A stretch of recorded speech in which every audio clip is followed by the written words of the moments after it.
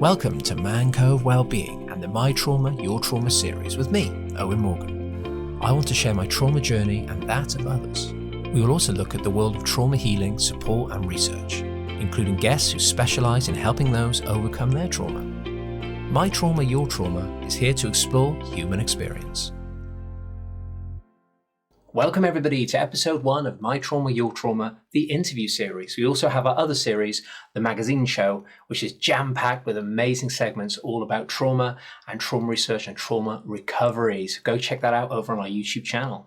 Hi, I'm Owen Morgan, Man Cove Wellbeing founder, and the intention of this show and our interviews is to speak with trauma experts from all over the world about what they can share with us to help us all understand what trauma is and how we can move forward with our lives in our trauma recovery journey. We also hear from amazing people who've overcome their traumas and how their journeys unfold to hopefully give us insight on how we can start our own journey. We want to open up the conversation on trauma in a light, open and explorative way, be it in childhood trauma, PTSD from combat, abuse, or generalized life traumas, such as car accidents, losing loved ones, and breakups.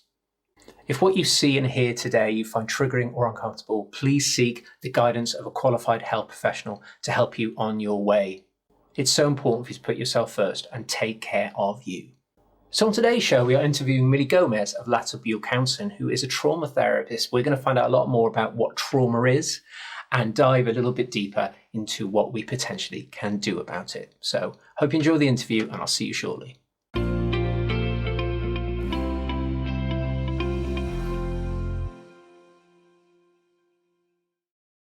Welcome everybody to Trauma Chat, where we invite on a guest to talk all things trauma. So welcome Millie, how are you today? Hi, Owen. I'm doing well. It's an honor to be here with you and your audience, and I'm grateful to be having these conversations. Yeah, well, thank you so much. I found you on Instagram, loved your posts, and thought, right, I'm going to have to make videos for all of those posts. They're fantastic. And we've been doing that for the last few months. So I felt when I set up this trauma show, I definitely wanted you as my first guest, just because you're so involved already.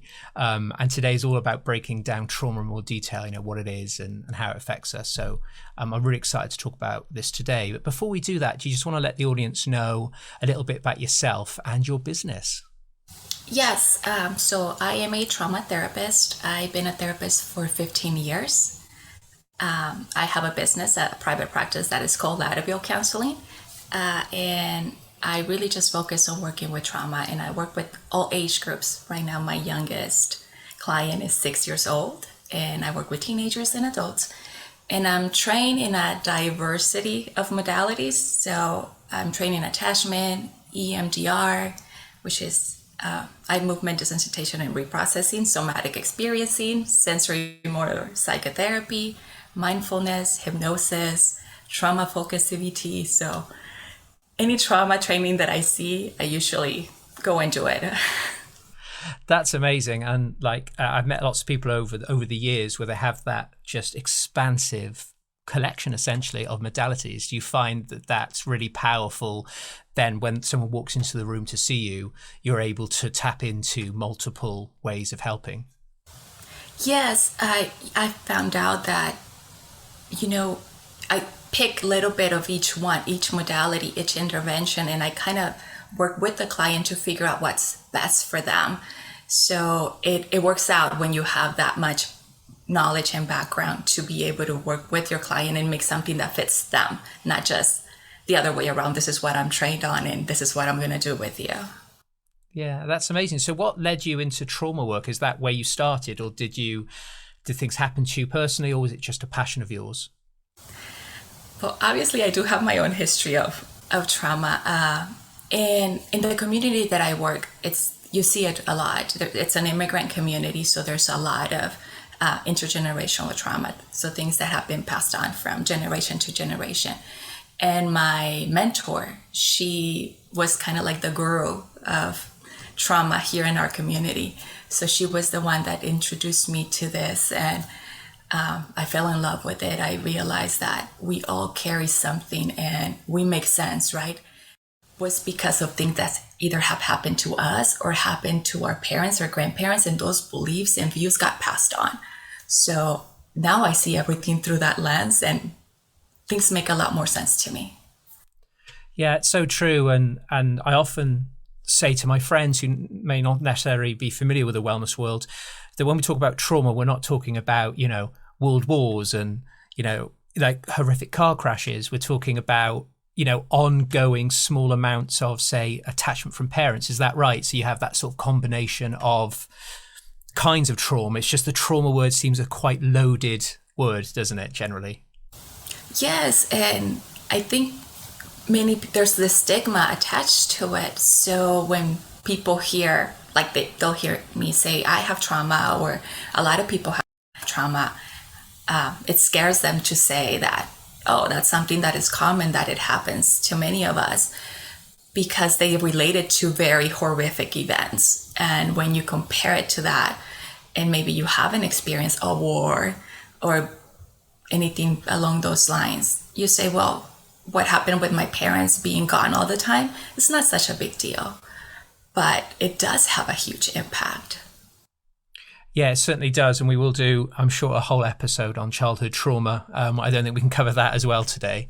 But yeah, I'm really excited to sort of get into this today, start off this series. So the most logical place for us to start is, what is trauma? Is probably the best question we could begin with, I think. So if we start there, from your training perspective and expertise, what is trauma? I think the longer that we live, we're most prone to experience trauma. And it really is any distressing or difficult situation that overwhelms you and kind of puts you on this overload of your body not being able to process what happened. So you're overwhelmed, you don't have the coping skills, you feel hopeless, you feel trapped, and it diminishes your sense of hope. So anything that, and I know it's super broad, but in reality, the survivor gets to decide what is traumatic for them. Because what might cause me trauma, it might not cost to you. And that's where the difference is, because it's really based on my capacity to digest what happened. And if I don't have the tools and the support to do that, then the situation might be traumatic to me, but you might have those tools and that support, and you might move through it. It might be a difficult situation, but you won't be traumatized by it. And later on show symptoms and different changes in yourself and your personality that are adapting to what happened to you. Yes, I've read quite a lot about the subject, and they say it's an overload. That situation overloads your body, your mind, your being in to the extent that you can't deal or process with it. Is that right? And it's that lack of processing in the long term that kind of affects us. Yes. Peter Levine always says this quote that it's not the event that causes trauma, but it's the lack of an empathic witness. And I love that, because if I go through something very difficult, but there's somebody with me that understands what I went through, that supports me, that helps me regulate my body, it's very unlikely that I might stay with a lot of symptoms of trauma. It might take me a while to process what happened, but if I have the right support with me, I will be able to move through it. It is when I don't have that. And the reality is that when we go through difficult situations, a lot of times we feel a lot of shame and guilt. So we don't seek that support. That's where this leads to developing, a lot of symptoms, because I'm ashamed or I feel guilty. And now I'm dealing with this all by myself. Yes, this empathic witness I find really interesting. So is this someone that can hold a space for you to process within yourself rather than directly helping you? Are they there holding a space of safety for you? Is that right, for processing? Yes, it's definitely that part of me telling you, this is what I went through, and you just being non-judgmental and staying there with me while I tell you what happened. And that is a big part of the process, is being able to tell your story in a regulated manner, because that's the other part, right? We don't want to keep overwhelming your body, because then that will be re-traumatizing. But being able to tell your story in a regulated manner with someone that's able to stay present with you through the process, that starts the healing. We're not able to heal just by ourselves. We need other people. A lot of our trauma is relational trauma. It happened with others. So we need others to help us heal as well. Yeah, I heard, I can't remember who it was that used this term, but they were talking about repairing the rupture.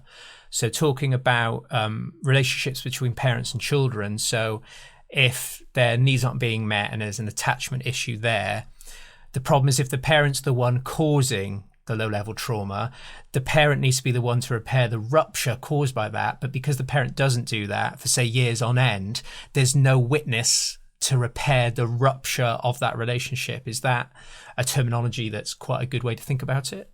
Yes, absolutely. And that is something we do, I do very often, is we call it encapsulated moments. So we will go and visit those moments and try to make repairs.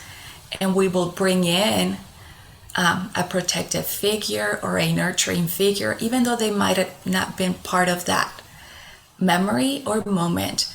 We'll bring in someone that, if this person was there, what would have happened? And you see the change, because then you're able to embody the protection or the nurturing of, this happened to me, but if this person that is important to me or this person that I admire was there, this is what would have happened. And now I can allow my body to feel protected and nurtured, which is usually what is missing. Wow. And my mind just started going, okay.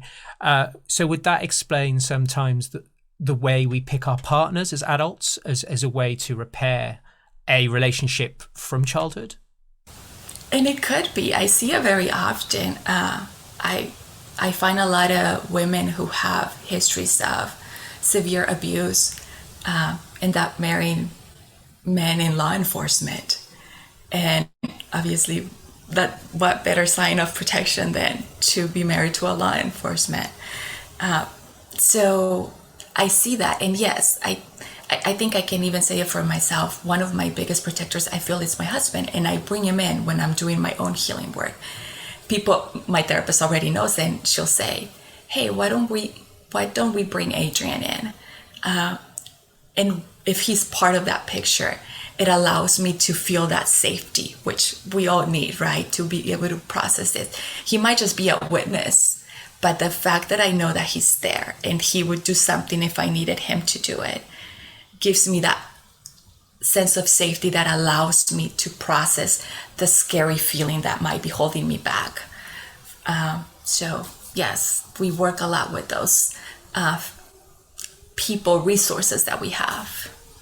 So yeah, one of the most powerful things that I'd seen, that they say, the healing more often not has to happen within a therapeutic relationship, and when we say therapeutic, not necessarily therapist orientated, but a therapeutic healing relationship, but also how important safety is. So if we're talking from a polyvagal perspective, safe space, safe nervous system in front of us.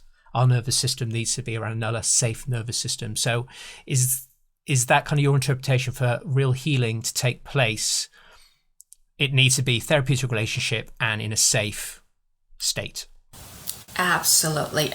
I also love the polyvagal theory, and that's one of the things that I'm so grateful for, in understanding that you have to have the safe relationship, whether it's with your therapist or someone else, but that other person has to have a regulated system. They have to know their body and be able to offer that safety to you. So that's a big part of what I do. I offer my nervous system to my clients, and they'll tell me, "Mily, for some reason, I walk into your office and it just feels better." And I know it's not my, the building. It's the fact that I'm very mindful of my breathing, of looking at them in the eyes, my tone of voice, My hands are not all over the place. They usually just stay still, unpredictable. All these things are what is building that safety for them to say, I can tell you something, and I know that you'll be able to hold that space. And I know that you're not going to get so overwhelmed that now I'm going to be worried about you instead of just focusing on me. Yeah, it's so powerful. And I could probably ask you 4 more questions to do this, but we're going to move on and stick to the script because there's plenty of times we can bring you back on to do this. It's all good. So I just want to move on to our next question, which is what is it big T trauma and small T trauma? I don't know anything about this. I deliberately didn't look it up so I could listen to your answer. So let's do it. Yes. The definition of the small T trauma and big T trauma, with how I was trained, comes from eye movement and desensitization and reprocessing. Is the term that they use with EMDR. Through my other trainings, I have grown to feel more neutral. I don't use it as much, but it helps me explain things. Because in reality, trauma is just a dysregulated nervous system, regardless of the event. But some people like to know where it comes from. So that's where this comes into place. So small T trauma is any event that gets you overwhelmed, but your body and yourself are not in danger. There's no physical threat. My life is not in danger. So it might be I lost my job, or I got laid off. I got bullied at work. My life is not in danger, but emotionally, I'm not safe. And that's where that comes from, those small T traumas that we call it. And it's an accumulation of them. And it will cause the same effects many times as the bigger events. But that's why they're called small, because there's no physical threat to the person. And the big T trauma, that's where we have that physical threat. And those are the very horrific events that a person can experience, from a car accident, a sexual assault, being part of a natural disaster where your life is actually in danger. And in those situations, you might just have one event, but it can cause a lifelong consequence, or you can have an accumulation of them. And that's where then we call it a complex trauma, because you have several events that have accumulated throughout your life. Yeah, because thank you so much. That's makes total sense. I'm glad that makes sense to me. So that's good. They've obviously explained it really well in the training, because that makes total sense about it's like on a primal animal level, fight and flight, run away, fight back. If we can't do that, we'll go into shutdown, flop, fawn, all those kind of things. And these are just natural instincts, right? And is it true that your body, your nervous system kicks in before rational thinking? Is that the case? Oh, absolutely. Our brain will get hijacked by our amygdala, which is our alarm, right, on our brain, the one that will turn on and say, I need to keep you safe. That's really what it is. And we'll go into our fight, flight, or freeze mode. Depending on our history, sometimes we will go directly into one or the other. Or if we stay in our fight or flight for too long and nothing has made a difference, eventually I'll shut down, because that will give me the biggest chance of surviving. So our body is amazing. It really, all these responses that we have is to protect us, even though many times we think that they're hindering us. They're there for a reason. The problem with trauma is that many times we didn't get to complete that response. We got stuck. And part of processing the trauma is allowing the body to complete that response so that we're able to move through that cycle. And then, in somatic experiences, we have this discharge that we call, where our body might be trembling, or we have these physical sensations that people are usually like, I don't know where this is coming from, but it's your body being able to complete that response, that then you'll realize, I feel a lot calmer after I did that. And that's where your nervous system starts, you could say, regulating again. Yeah, I like the term stuck, how your body is kind of stuck, not necessarily back at the event, but kind of stuck in the response that your nervous system had. And actually what you said there was absolutely amazing. So suggesting that if your body knows you can't run away from a fight and flight, you literally cannot run, your body overrides you and says, well, we'll put you in shutdown then. Because if you can't run away, you need to numb yourself from the pain. And I read something which blew my mind about if you're in shutdown, that your pain lessens. So you feel the pain less in that state, which is obviously protective of you on a primal level, which when you think about it, makes you realize how insanely amazing the body actually is. Yes. Once you understand that, of the capacity of our body to really try to keep us safe, we're able to understand those cycles and how we get stuck in them, and how our body tries, like you said, it can only keep a certain level of activation for so long. And after no results, it'll go into that shutdown, that conservation of energy, of numbing you from the pain. Because if you can sustain that for a period, whoever's attacking you, whatever's on the outside might say, oh, I can't harm you anymore. You have no life.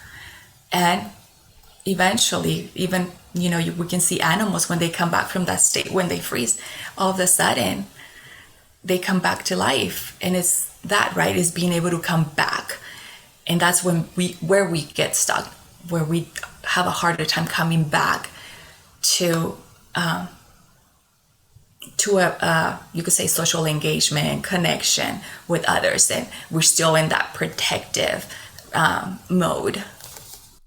Yeah, there's different ways you can kind of explain this from different approaches, but like I said, I did earlier on in this show, I talked about polyvagal theory. Polyvagal theory and somatic experiencing, essentially, I had a lot of trauma as a child, but that changed my life because it gave me the language and the understanding of a human experience to feel more empowered in the experience. Because when you feel hopeless and you don't understand what's going on, it's very hard to feel empowered. But understanding polyvagal theory and somatic experiencing allows you to get that power back a little bit and be an observer of what's happening to you rather than being stuck in it. And that's why I love it so much, because if everybody knew that and they understood their nervous system, wow, maybe it'd be much easier to reach out for support and help through therapy and things, which is amazing. So thank you so much. This is just absolutely amazing so far. So we're going to move on to sort of the traditional responses and effects that, say, one big trauma can have, complex trauma can have, and how it affects beliefs, values, personality traits. And obviously we know all about the childhood trauma stuff from the series we did together. So what are the traditional things that lead into the response to trauma in the long term? There's everybody's going to react different, right? Again, depending on the resources, but you could say there's some universal signs that we can see when it comes to emotions. You might see a great deal of sadness, anger, fear, shame and guilt are really big emotions that you will see when people do experience trauma, or difficulty feeling any emotions. You will see somebody that just kind of it's numb, and they'll tell you and say, this great thing happened, and I know I should be happy because it's a great thing, but I was happy for like a minute, and that was it, even though it was this huge accomplishment that they did. And it's because, again, their capacity to feel has been diminished. So that's definitely part of what trauma can cause. And obviously we have the typical PTSD symptoms of the nightmares, the hypervigilance, the difficulty with sleep, isolating, withdrawing. So hypervigilant, and also the emotional outbursts, the mood swings, for some reason, all of a sudden, I have this very big response, but the event or what's going on outside me doesn't quite match how I'm feeling. And that's another sign that there's this regulation that we've been talking about, right? And then there's those physical symptoms of somebody feeling dizzy, again, the sleep problems, the appetite changes, headaches, gastrointestinal problems. That's a big one. My clients often laugh how I'm obsessed with their stomach, but I feel their stomach says so much. And obviously, when we have this combination of symptoms, then people get diagnosed with PTSD, with anxiety, with depression, eating disorder, substance abuse. We start putting all these diagnoses, which I'm not saying they're not accurate. People do meet that criteria for them. But if we're not treating the trauma, if we're not going in and really seeing where does this come from, we're only treating symptoms. And that's only going to lead us to a certain level of healing, you could say. But the person is just going to be managing their entire lives and not really getting to a place where they find peace. So there's kind of a whole spectrum of adaptations, I guess we'll call it, from something really, really slight, like an inability to feel happy a lot of the time, all the way up to major addictions, and even being an abuser yourself from original trauma that got you there. So I guess for a lot of people, they may not even know there's a low-level trauma in them. There's just personality traits they presume they've always had, but could be coming from that, which I find really interesting. So from the kind of that cross section, with addiction and that kind of thing, is that a combination? It could either be running away from, or it could even be engaging in feeling something at all. So you're trying to feel or trying not to feel, but either way, it's from the same source. Yes, absolutely. And again, we're so resourceful. So I love the work of Gabor Mate, and I know you've done some work with him on quotes and things. That the way he puts addiction, I didn't used to understand addiction until I understood trauma, and then he put it together and I was like, oh my God, it makes so much sense that we will find ways to try to cope with this emotional pain, and whatever that might be, if it's addiction to work or addiction to a substance, and it's this big spectrum. We all have it at some level, that we use something we really like to cope with whatever stress we're having. In what capacity and what level, then we all have it in different ones. But yeah, somebody who might have a substance abuse, that pain they're feeling, or they're trying to escape from it. And when I work with people who are in that situation, one of the things that I say, you're doing it because it works. Like, that's why we're doing it. If it didn't, we wouldn't do it. And when you explain it to them like that, it takes that shame and that guilt away to be able to work with those emotions that are underneath.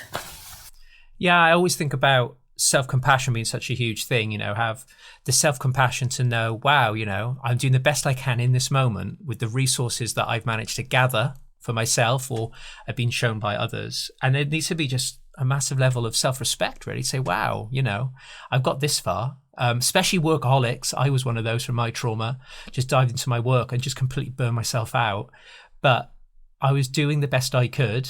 And luckily, as things go, it meant that I was able to be quite successful. So it's not necessarily a terrible, bad thing. It can be a way. It's just how much do we want to feel free of, just feel like integrated with ourselves. It's until you check in, you don't sometimes notice it, do you?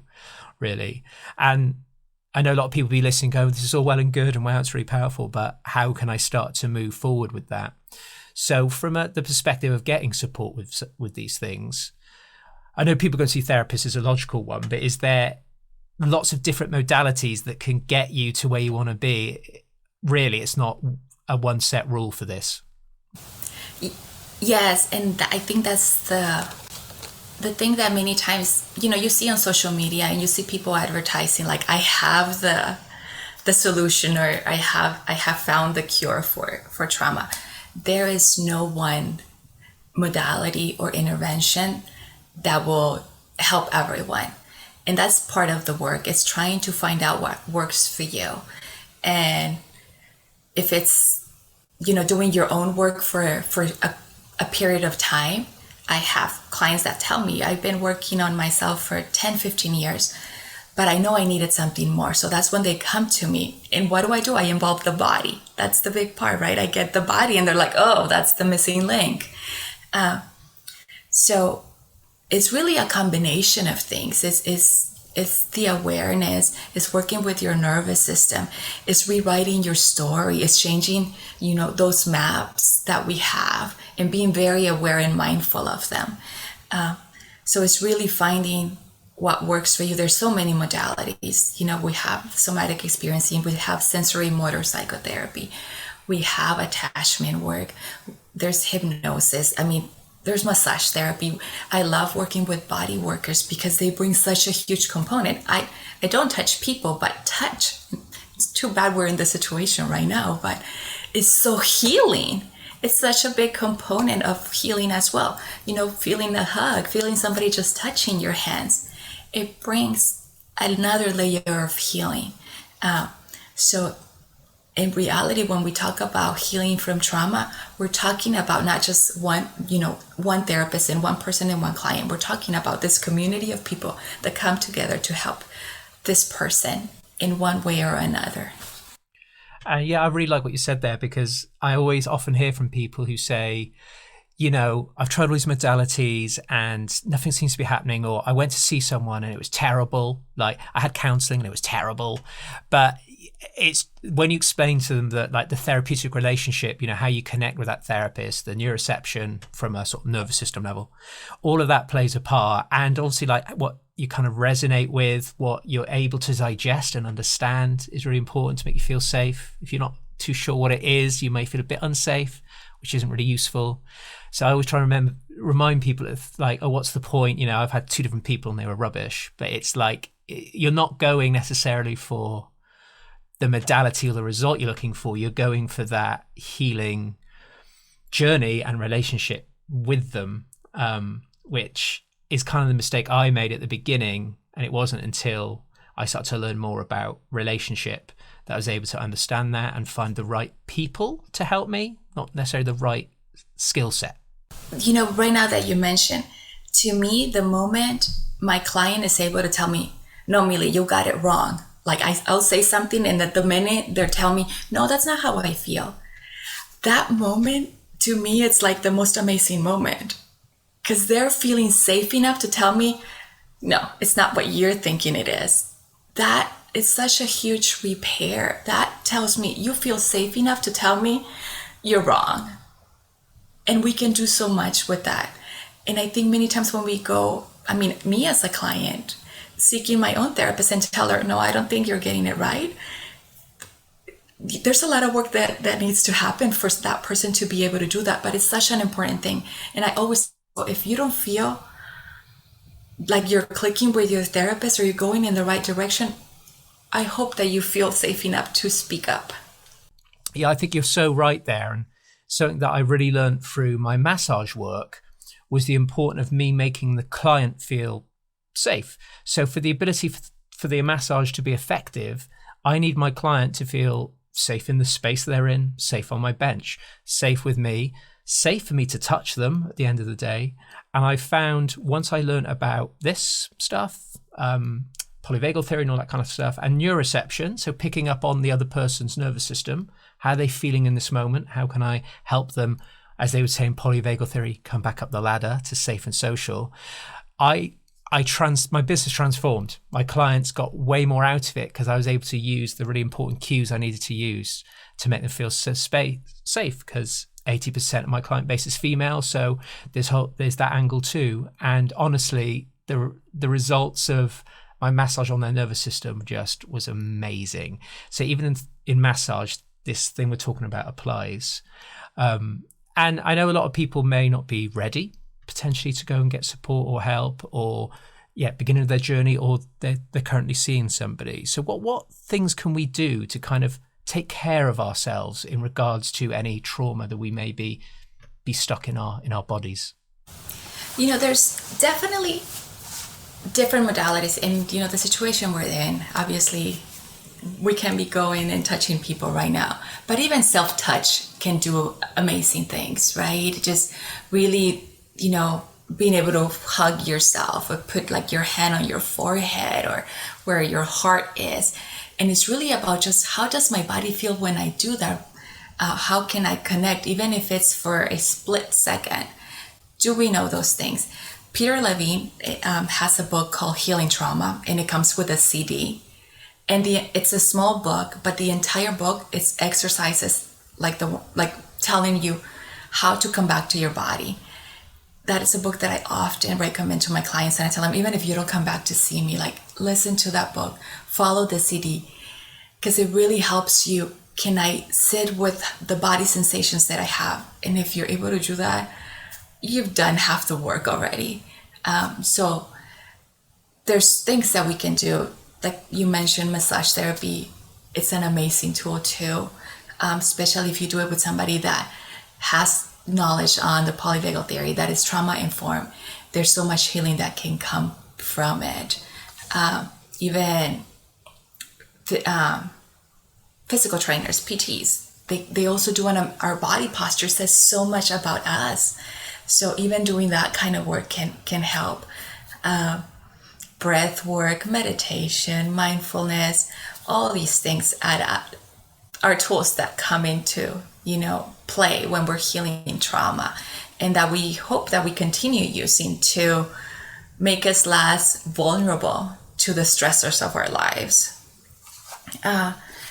So the more that we understand, like you said, our nervous system, the more that we can do to really check in with where you could say our window of tolerance, if we're talking about that, and am I getting out of that, and what can I do to come back to it?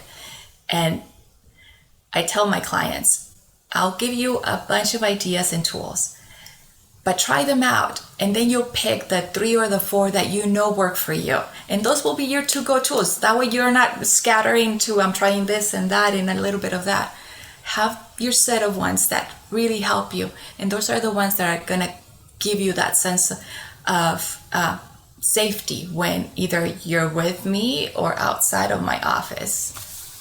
I guess, like you say, it's that tuning in, that kind of awareness, mindful awareness of what's going on for you in this moment is super, super powerful, and something that definitely helped me once I was able to say, okay, what from a polyvagal perspective, what state am I in? Am I fight and flight? Am I shut down? Am I safe and social? And kind of getting an idea on a day-to-day basis where I am on that spectrum of states. And I just wanted to ask you this question quickly because it happened for me. Someone asked me, a mindfulness teacher asked me if I was able to come into my body and find a safe place somewhere in my body, toes, feet, arms, and I just couldn't do it. I in that moment, I was like, wow, I do not feel safe in my body at all. I can't find anywhere that feels comfortable. And that alone was so amazing to know, because then I knew where to begin, and I got to the point that I realized actually my hands are my safest space, because my massage work, my hands is where my healing happens for others. And I was able to change my relationship with my hands and then go from there. So is that something that people can think about, is just always observing their body and how they feel in it? Yes, and I always recommend massage therapy. That's one of the things that, and we work right our way too. But sometimes I just even have the person imagine. Our imagination, as you know, can do wonderful things, both good and bad. But I will have them, can you just imagine someone putting a hand on top of your hand and working with those body reactions? That in itself can do so much. So there's so many things that we can do to try to help the person find that safety in their bodies, because that's going to be the key to really being able to work through the trauma. Safety.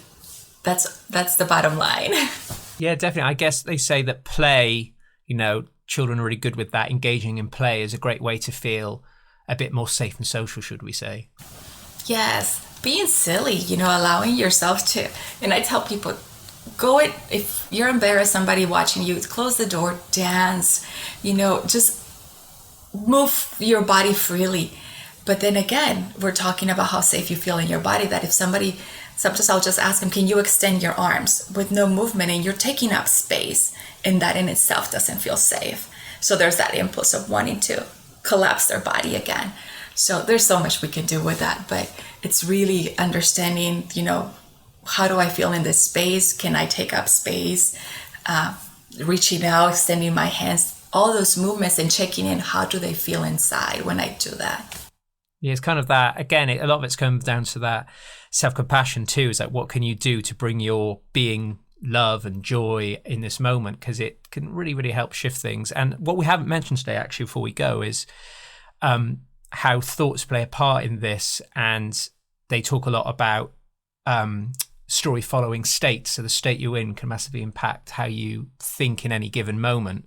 We know that there's top down too, so we can affect our state through our thoughts. But do our thoughts essentially come from the state and therefore the trauma that we've had? So is that something that you've noticed with clients, that these different adaptations of how we think and about ourselves and the world that we're in? Absolutely. Obviously when we work with trauma, we want to rewrite the story, but it's usually towards the end when we get to do that, when physiologically you are in a safer state, and then you're able to take in a new story.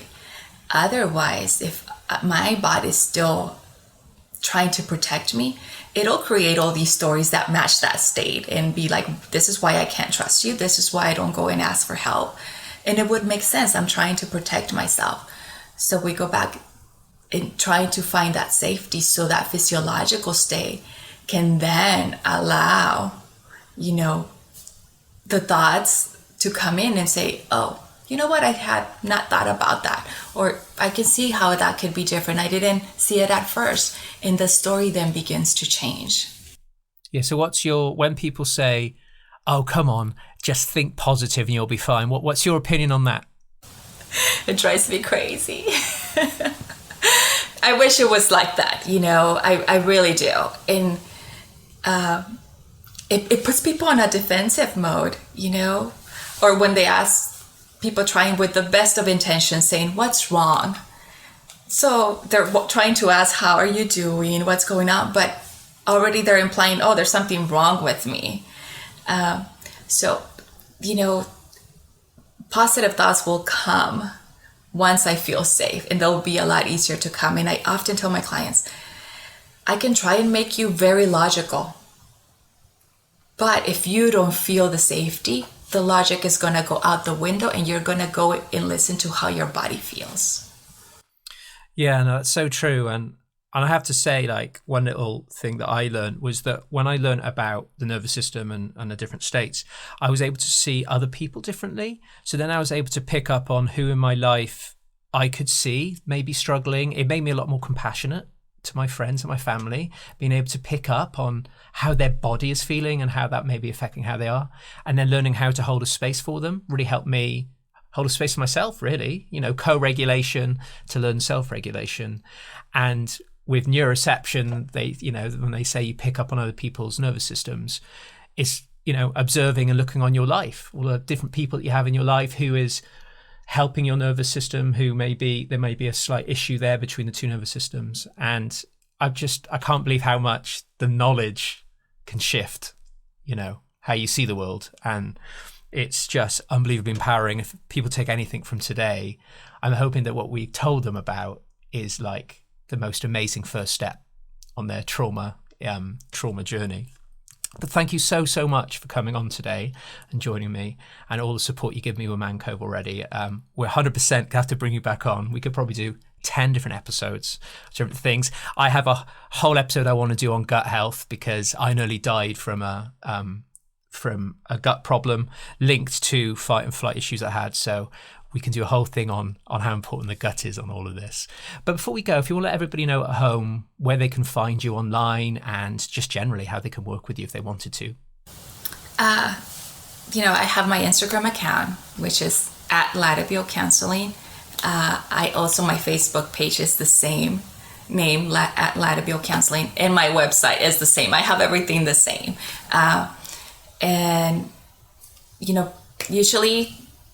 send me a message either through any of those modalities, an email. My email is on all the accounts, and we can work something out. People have been reaching out from all over the world lately, and probably with what's going on, but I'm glad that there's people like you who are trying to educate and share this information so that people know that they don't have to be suffering all the time. Definitely. And it's so important to us at this end to make it digestible, make it understandable, relatable, because us wellness lovers can hang out all day and have drinks and talk about all this stuff, but we want people to be able to use it the best way we can. But thank you so much for everything you're doing for us, and we'll bring you on again soon.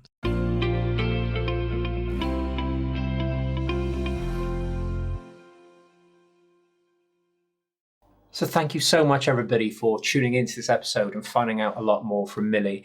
And I have to say, she's been a big part of the Man Cove Wellbeing movement up to this point. We've got a whole series called the Common Adaptations of Childhood Trauma. So please head over to YouTube and you'll be able to see a whole set of videos about how we adapt as adults based on the trauma that we've had. It's really worth watching. It's fascinating stuff.